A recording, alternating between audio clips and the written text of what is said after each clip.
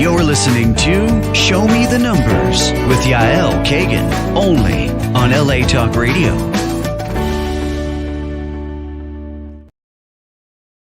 Good, beautiful Wednesday from LA, and we're here again with the Show Me the Numbers on LA Talk Radio from Los Angeles. I'm Yael Kagan.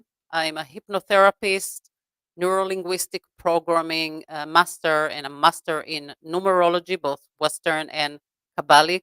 I'm also the author of the book Unlock Your Child's Potential, which from time to time I talk about. But before I introduce, or you know what, I will introduce my guest already.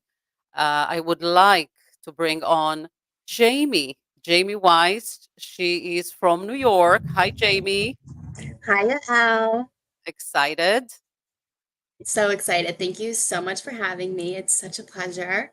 It's a pleasure for me as well. And I actually never met Jamie in person, but after she exposed to me her date of birth, obviously the name, I feel like I know everything about her. And I keep saying it through numerology. Once we open a life path map, we can tell a lot. And we decided that you will come on the show. I mean, I have to say you are very brave to decide to do what we are doing today. And it's the first time I'm doing it because I talk a lot about numerology and I have different guests.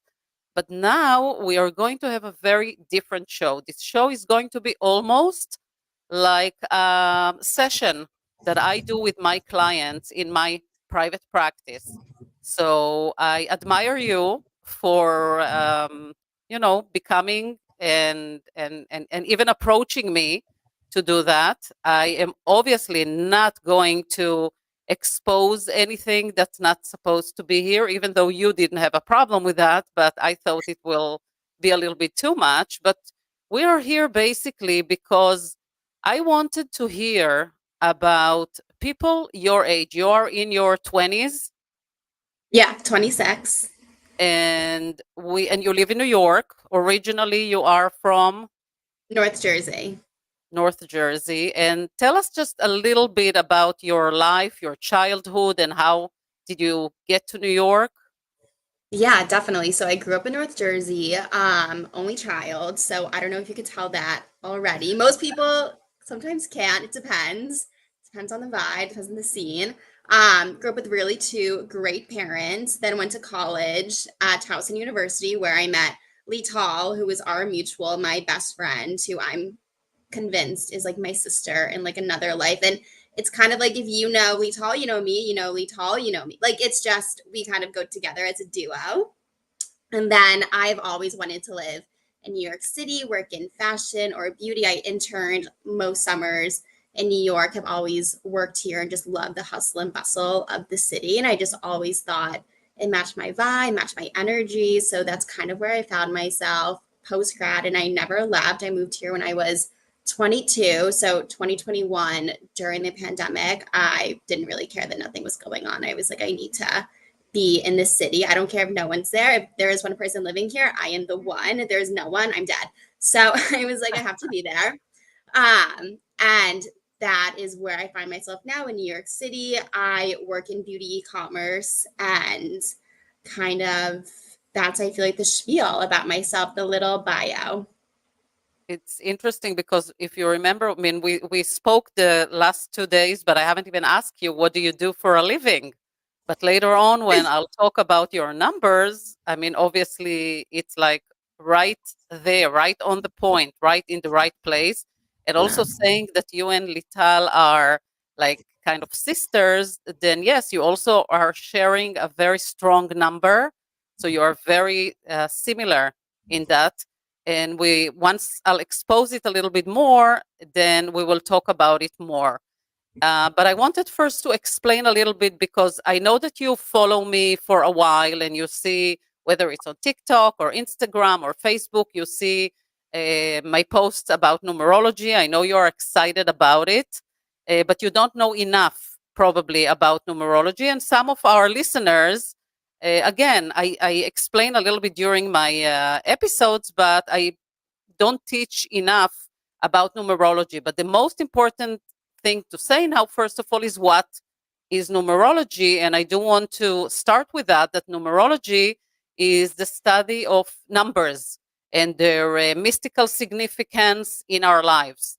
It suggests that numbers, particularly those in our date of birth, that's why immediately, I ask for the date of birth. For me, it's everything.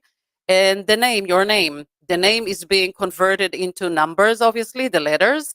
And those can reveal insights about our personality, life path, career, our potential and life potentials, and even future. Even though I do love and I need to say that we cannot really tell the future with numerology, and those who do that, God bless them, but I don't think that they should.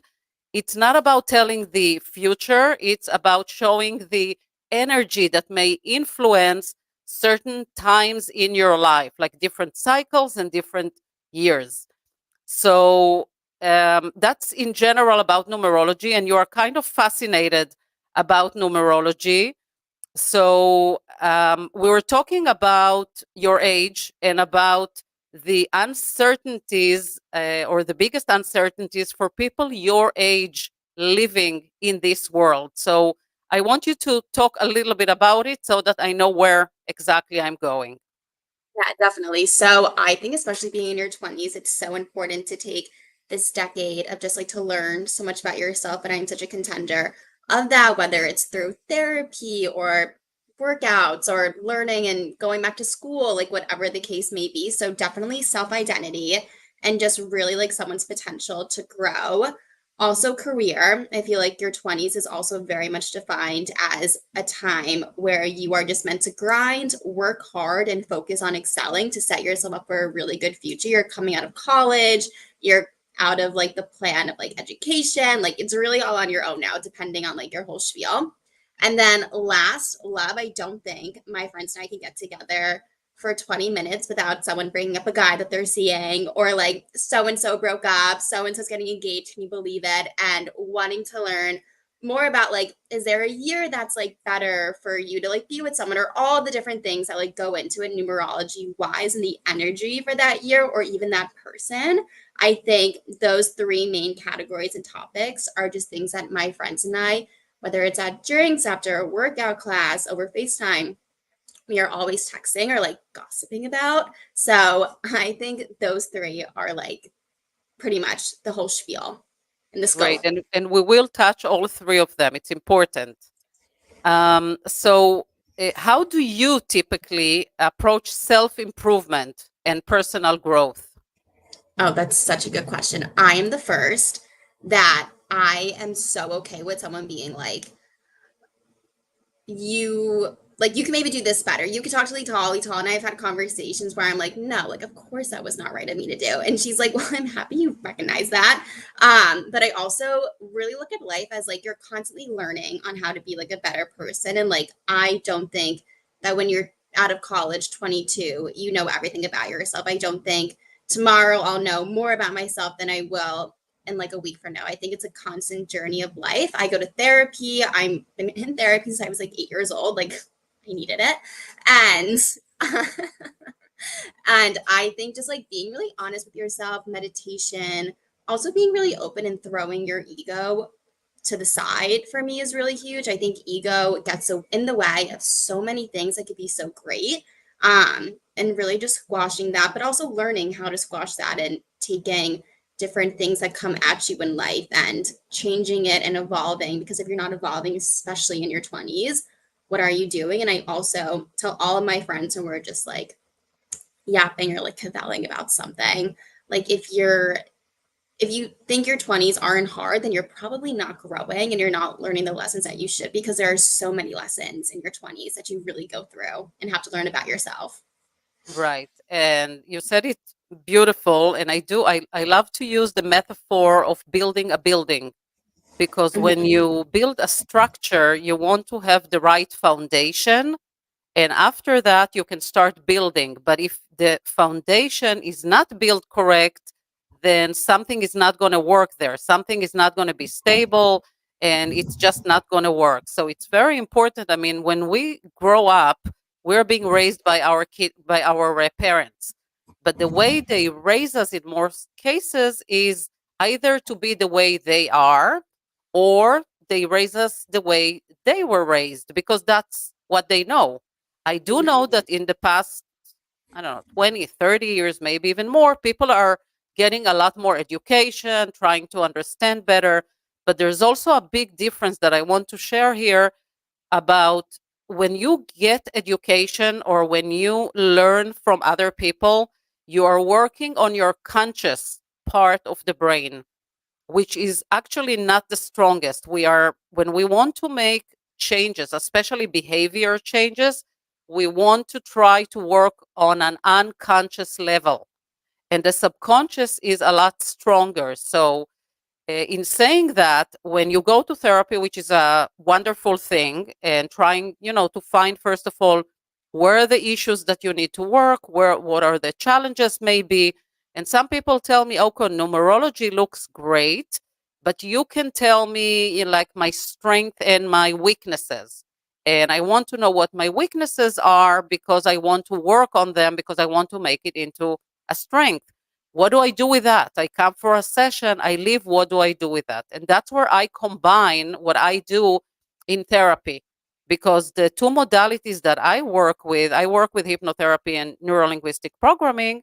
They both work on a unconscious level, which is a lot stronger. So first of all, I admire you and your generation. I have kids, obviously, in the same age. My son just switched to the next number, turning 30. But my daughter is also the same age. And I admire your generation for trying to get so much information to become better. Because in my generation, going to therapy was, shushing, let's not talk about it, because it was like a negative kind of like thought about it. And with your generation, not only that you do it, you share it. And I love it. And that's why I admired you when you spoke to me about this show. I was like, wow, that's amazing. Because what we're trying to do is sharing personal stories and information so that others, like your friends and others, can get better, because we all want to be, in self growth and self improvement. What did you feel that worked best for you? Oh, that's such a good question. I really think the best thing, I think there's a lot of things that worked really well for me, and I think it really does go back to my childhood, how open my parents always were with me. They just wanted the best for me, and they were always just very much like, whatever you need, like, we're very supportive. So I think coming from a very supportive background, which I know some people just are not as fortunate as I was to have, really helped me go into any type of self growth, and to be like, oh, like, I think therapy could be a good idea to work through any anxieties I have. I think the hardest time for me, for the most part, was my post grad year. So I guess 23, 24, and not just 23 is probably worse than 24. But I Mhm. think just like having very parents who were very supportive let me that room to really grow and to be confident in that I was making the right choices. So having a therapist that understood me, and for me to just be really honest with myself. And I think that is something that a lot of people, not just my generation or like the 20s, like, I think a lot of people struggle with that, being honest with yourself, because you're almost meant to think everything should be so okay. Like, you can't be upset about anything, or and then in that leads to focusing on all the other things that really don't matter. So maybe you're worrying about the woman at the checkout line who's being so slow, but like, in the meantime, like, your bills are late, like, you don't want to deal with this, like, the guy you're seeing is like so crummy. And I think just like being honest with myself and about my own situations, to sit and feel that, and mixing in therapy, mixing in like the support from my parents that I always had, like my family, just gives me that room to be really confident and to go out and fix whatever issues I see in that moment, to sit, let any feelings come up, know I'll be okay. Just through that like supportive base of my parents growing up, therapy, see her every Monday, 9 a.m. I'm like ready for it and just feeling really good about that. Right. And something very important, that, I mean, especially your generation, but not only ours, mine as well, is judgment. We are very judgmental. First of all, self-judgmental, and then judgmental towards other, and being exposed to so much social media is obviously bringing it to like different powers to it. It's becoming one of the most powerful tool, and putting us in places that really we don't need to be there. And when I hear from clients that I have a lot of clients in your age, and a lot of them would say, what should I do? Should I try to do a week or a month without social media? For me, it's an escape. I believe that you need to learn to deal with it. You need to learn how to balance, because you don't want to run away from the problem. You want to learn to deal with the problem, because if you run away from one problem, it will catch you in another place. So you want to learn how to deal, and there is a way, and the biggest word is balance. Balance in everything in life. And when you have self growth, you want to know how to balance it also with your career, which was the second point that we said that we will go into and dive into and talk. And I cannot mention your numbers, because you're and you do understand a little bit, because I know that you've watched a lot of the my movies, and maybe some other posts. But your strongest number is the life path, number 3.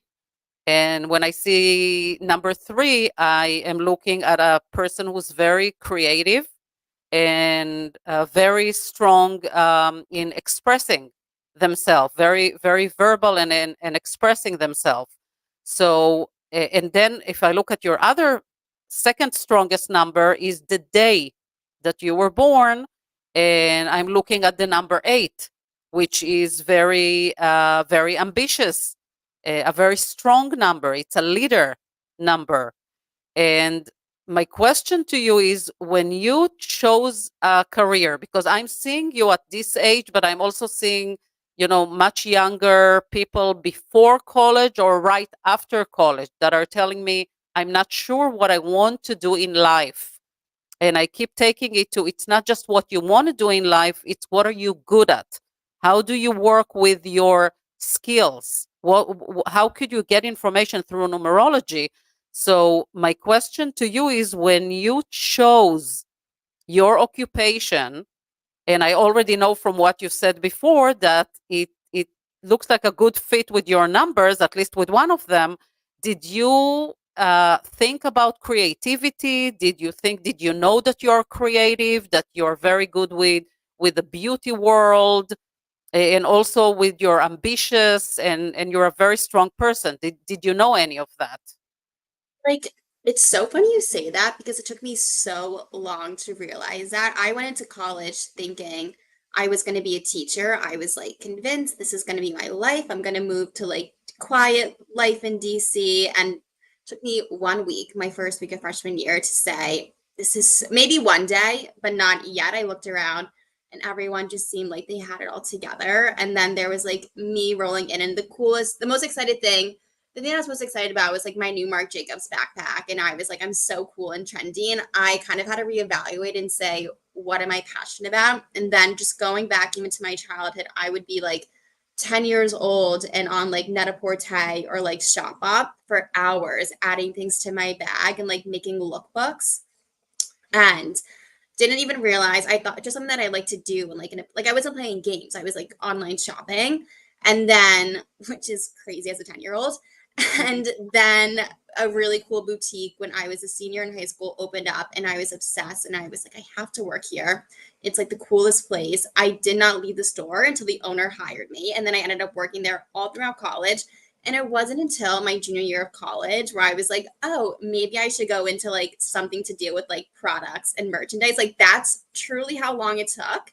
But it was also this whole time of like also building skills of like people skills, talking, figuring it out, and trying so many different things. Then when I did get to post grad, I got hired with a really big department store, I could say, because I left at Bloomingdale's, and I loved it. I loved the job. I was in this like role that dealt with a lot of people, a lot of different teams, a ton of merchandise, which I was obsessed with and I love so much.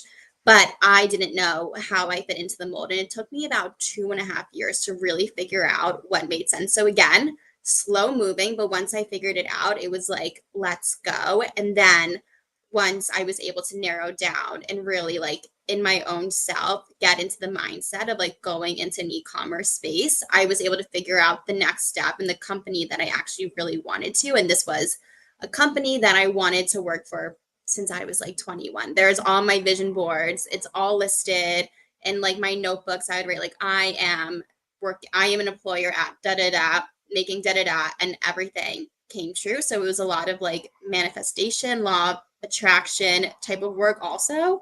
But in the same way, it was like an inner knowing and an inner intuition of like, I'll get there, but like trusting that process, which I think can be the hardest part of like trusting it. But I'm so happy that it was in the timeline that it was, because I learned so much about myself.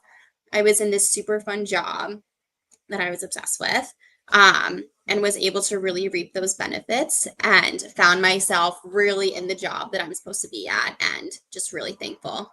But it took a while. It took a lot of like introspective to figure it out. It wasn't anyone else's opinions on what I should be doing.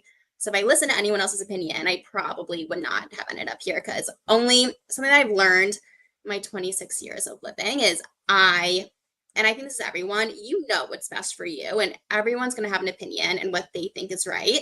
But at the end of the day, if it doesn't feel right, it's just not going to work for me. And that just been a tried and true theme in my own life. If something's really not meant for me and I go for it, it'll be ripped away in about 2 seconds. It just won't work.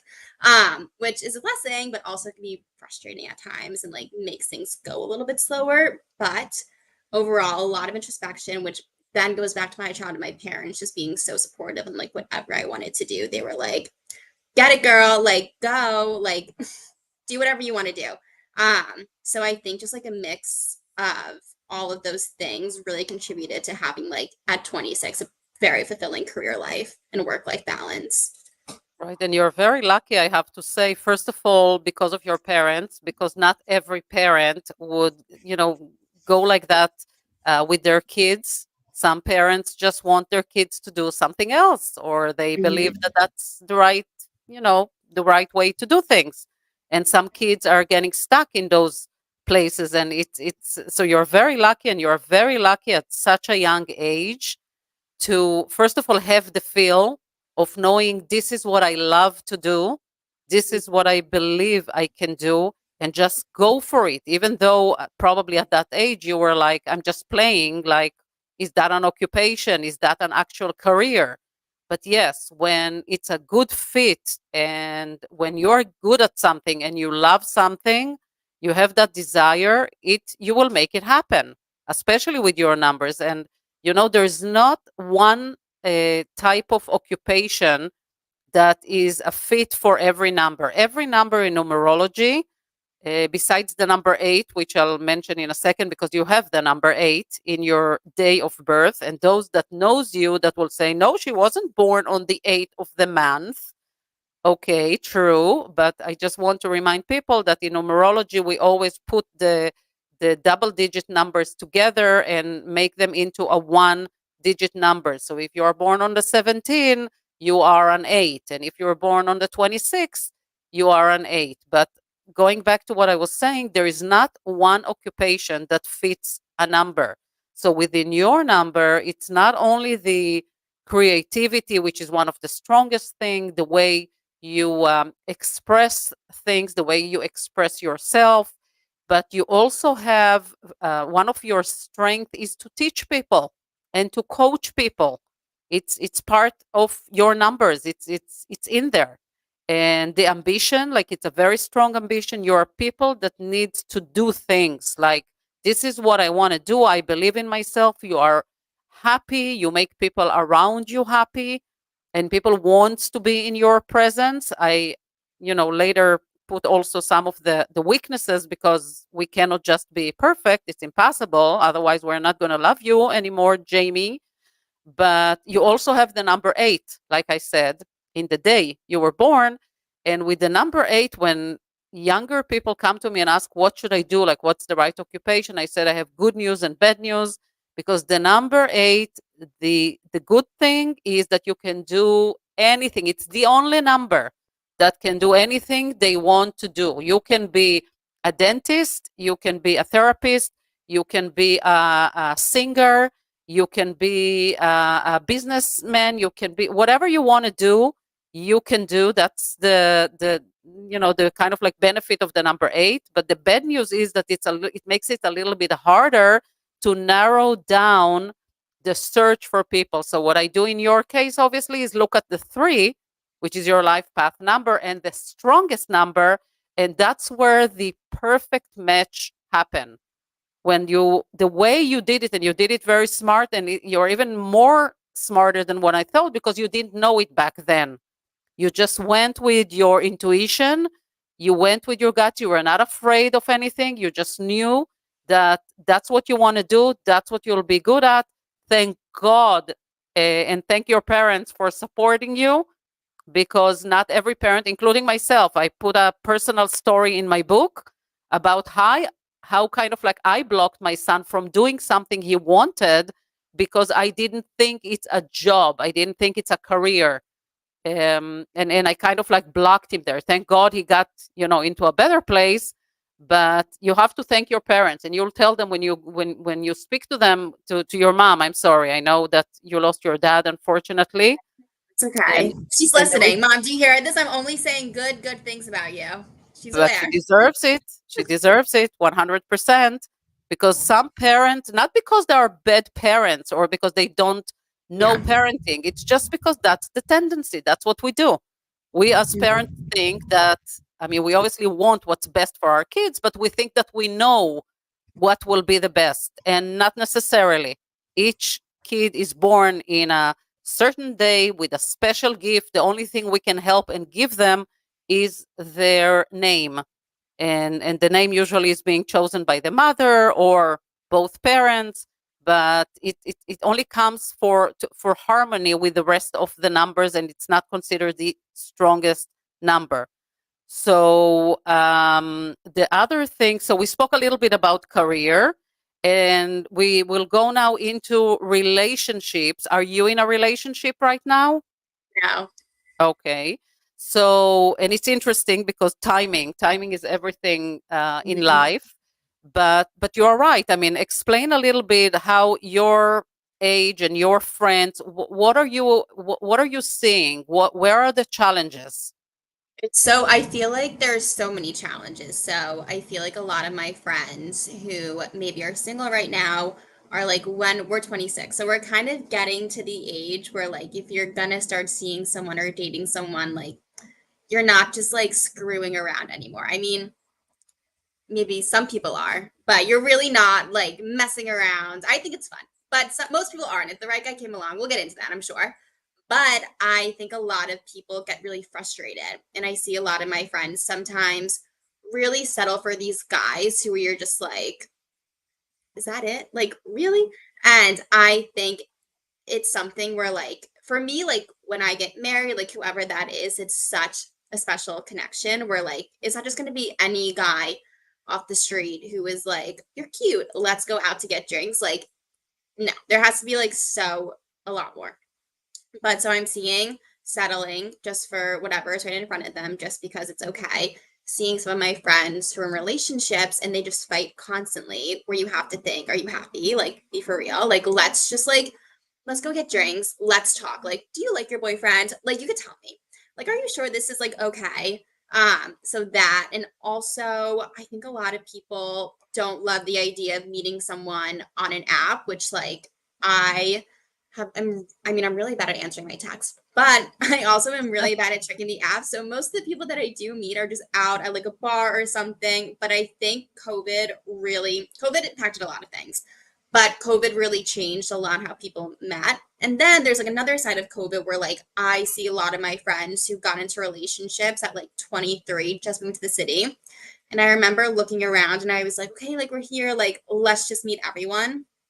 And I saw so many people coupling up, and I was like, what's like, what's happening? Like, you guys, like, we just got here. And I was like, okay, like, not for me. But I noticed so many people now who are in relationships since they were 23 and now we're 26. And they're like, wow, I never had that time of like figuring out about myself. And for me, my 20s, like, it's so important that I really, really know myself. So when the time does come and I meet, Mr. Right, like my person, that like I am so good with myself and able to make the right choices, treat the relationship the way it should be. I feel like right now I know I'm in a year number 2, and I know that's like really good for meeting people and like relationship, but I feel like I'm almost in this very selfish time, and I don't know if I could be my best girlfriend to like a boyfriend um in such a selfish time where I'm just looking after myself. And this could change in a couple of months. I have no idea. But I think there's a lot of people not looking in for like themselves and looking for it in a relationship and relying so much on the other person to like bring them their happiness, like anything that like they should be feeding themselves, and not getting that moment to like know themselves or think like me. Like, I feel like my needs right now as a 26-year-old and like younger in my 20s probably gonna be hopefully very different when I'm 40. So it's like figuring out who the right person for those will be for like longevity. Um, so a lot of issues people are facing. I don't know any 26-year-old, even like 30, who has a perfect relationship. I think relationships are extremely difficult. Even like marriage wise, like there's always issues. But I think a lot of people don't take the chance to like get to know themselves enough before jumping into something very committed. Right. So I love the way you said that. And basically, the difference is if until now, or I would say until maybe before COVID, because COVID isolated you a little bit. So you were kind of like forced into different ways that you may not have thought before. Even if you go to college, then you believe you'll meet someone in your class or in your age. And here you are learning at home, not meeting people. So you're isolated. But what you're saying is when we are younger, we just go out for the fun. We are not looking at the person that we meet. Will he be good for to be my husband? Is that a good relationship, a long time relationship? While before, we could be a little bit easier. We'll meet people and we'll hope, it will work. But if it doesn't, it doesn't. So here you come to an age that you said, my biological clock is ticking. People start, you see it probably in your age, how the one that starts getting married, one getting engaged, and then it's like a chain of reaction. Everybody suddenly wants to be in the same place. And like you said, I mean, I'm not saying that you need to say, I need to wait for the right time to find the right person, because it's not just about time. And if I'll talk about numerology has personal years, and you know that. So I believe if you are in year 2, which is considered the year that may bring relationship, but if you stay at home and not do something for that, he's not going to come knock on your door and say, hey, I'm your match, I'm your soulmate, I'm here, and let's meet. It's not going to happen. So, yes, there's an energy that influences that year, but it can also happen in a different year. Now, knowing the people that you meet, one of the problems, and I'm not sure if you watched my episode last week, but if you didn't, I urge you to watch it, because it was a young Jewish guy from here, from California, that basically said exactly the same thing and opened a company called Meet Jew. And we haven't discussed, being Jewish or not, because we're trying to, speak more general. But obviously, when you come from a Jewish environment, it's making it even a little bit more complicated, as we know. So what he said is, instead of just meeting on speed dates and online, I will make different events. And he makes events, different parties that are fun parties, but also places to meet people just like you. And he does it right now, whatever, in 5, 6 different cities, and he's trying to grow bigger. Now, why do I like it more? Because when you go on those apps, part of the problem is that, first of all, there's too much information there. And you don't want to get all the information in front of your eyes. You want to be able, like an onion, like to peel it one by one. and you want to make sure that the information you are seeing is the right information, because there are false, information everywhere, including here. When you sit and write a bio about yourself, you can write everything in the world. That's what you want people to know or see about you.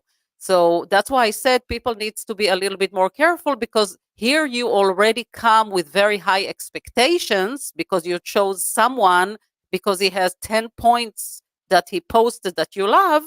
And within a week, you find that 7 of those 8 points are not even real. That's the way he sees himself, but it's not even real. Now, one of the things that I do during therapy with people who are looking for a relationship is I ask the most important question is, what qualities do you look for in a partner? And believe it or not, many people are having a problem to answer that. I usually tell them, don't speak. I give them a paper, I give them a pen, and I say, just write. So a lot of the people will say what they don't want. That's a problem. Why? Because our subconscious mind does not understand negative. They don't understand the word don't. Because if you don't want him to be tall, what does it mean?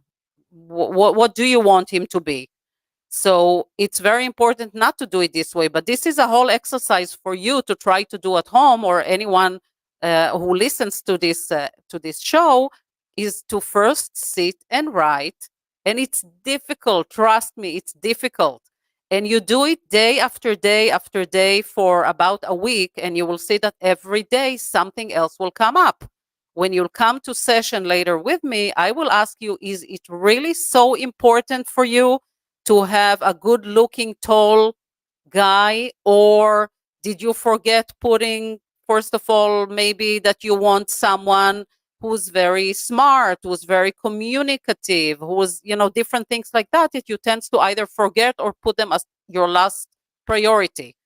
So that's very important to work on. Now, numerology can offer a relationship life path map, and it doesn't mean it will tell me those people are a no-go or those people are an amazing 100% match. No, it will show me what works great between them and what may be a challenge. Now, you mentioned a lot of arguments, fighting, and stuff like that, which is happening obviously in new relationships, but also through life. We have to learn to live with that, because we will always have things we will not agree on. And the more we get involved in life, especially when we have kids, then you'll get to see that. And we need to learn how to not agree about things, and how to sometimes just say, I'm okay if we don't agree on that. Or what is, the red line that I put that, no, that's unacceptable 100%. So, and how to communicate. And when I teach how to communicate, I work with the numbers. So like, you are a very good communication skills, and someone that may work with you may not be. And you may put them in a corner, kind of the way they see it, and they will become very defensive. What happens back then? They will fight you. So I will teach you how not to get into those places. So what I'm trying to say, arguments and fighting are not a bad thing. It's definitely not a bad thing. It's learning how to fight correctly, or how to disagree on things correctly, or how to communicate correctly. That's okay. And then you know how to choose who's the right person for you and who is not. And I'm not saying it's not challenging, especially when you live in America, by the way. Like when you live in Israel, two cities are very close, even if they are far. In America, and you know that if Lital was from Maryland and my son was in California, they had to make a very big effort, and I, salute her for that, because she was the one who did what was needed to do first. But it's difficult. It's a coast to coast.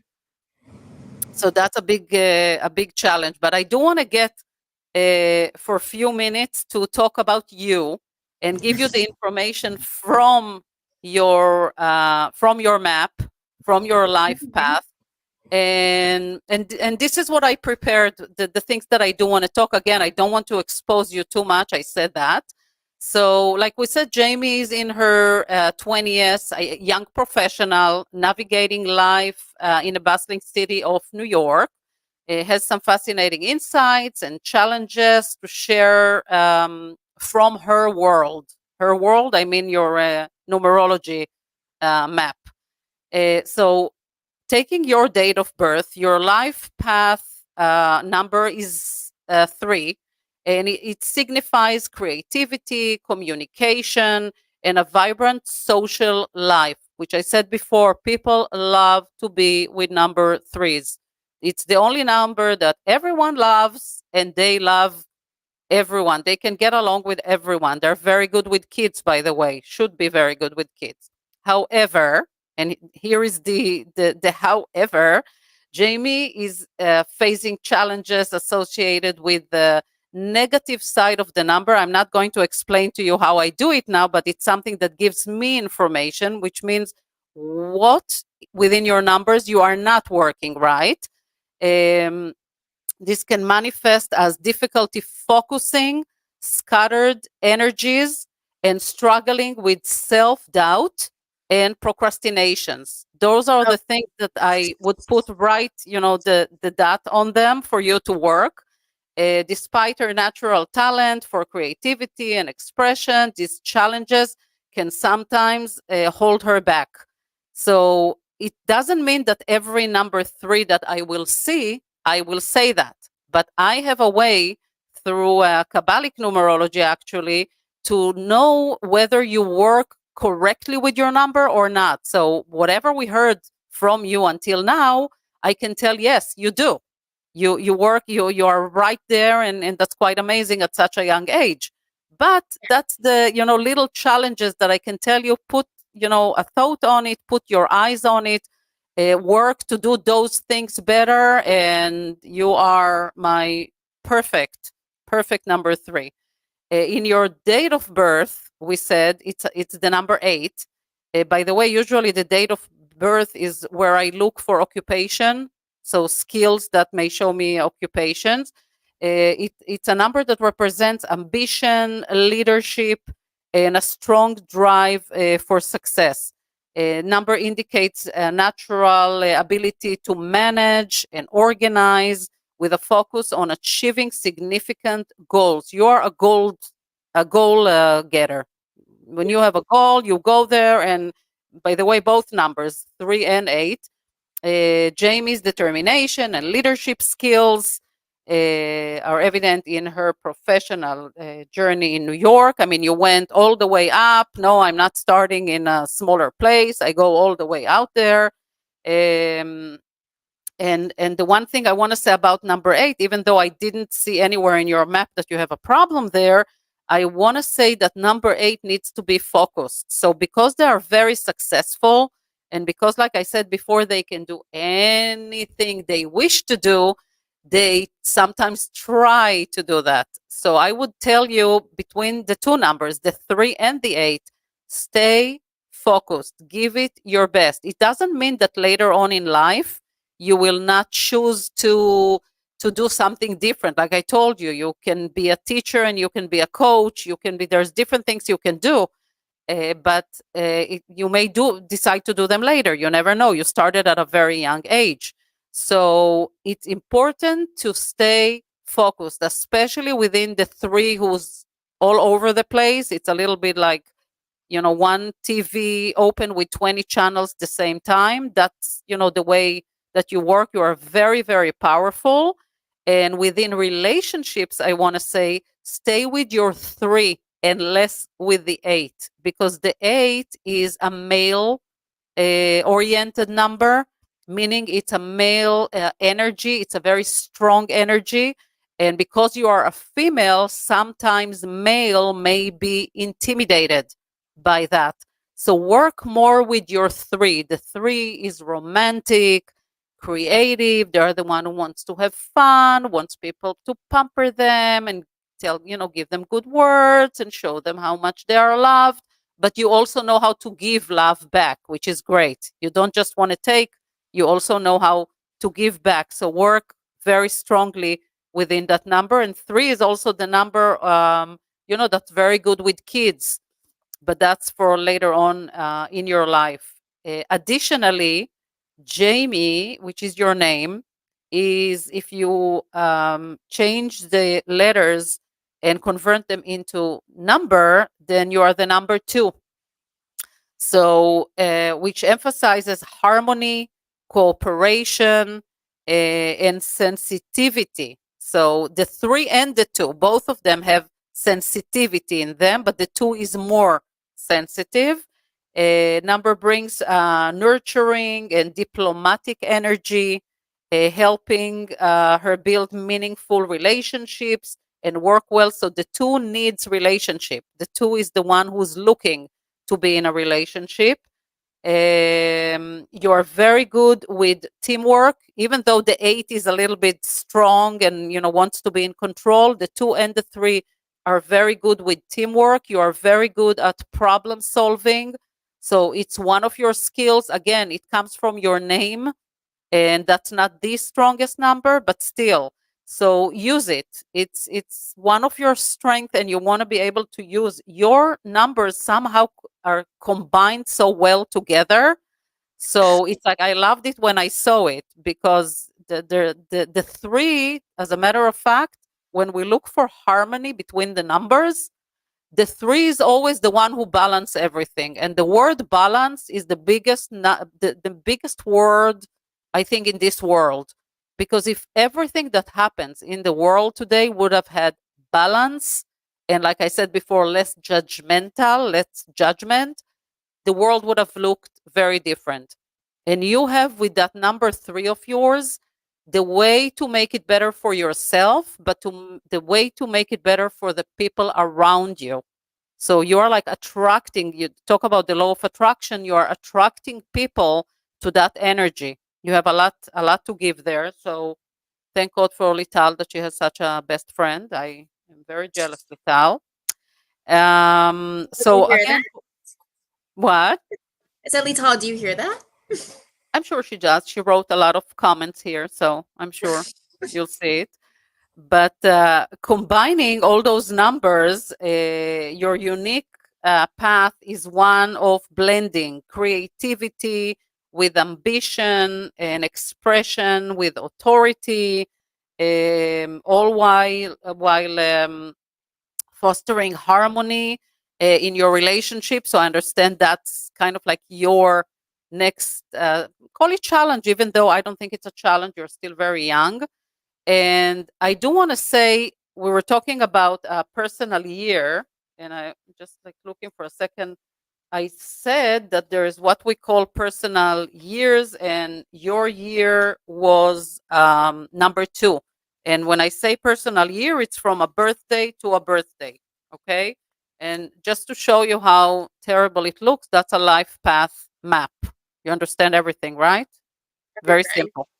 So it's a mix of different numbers.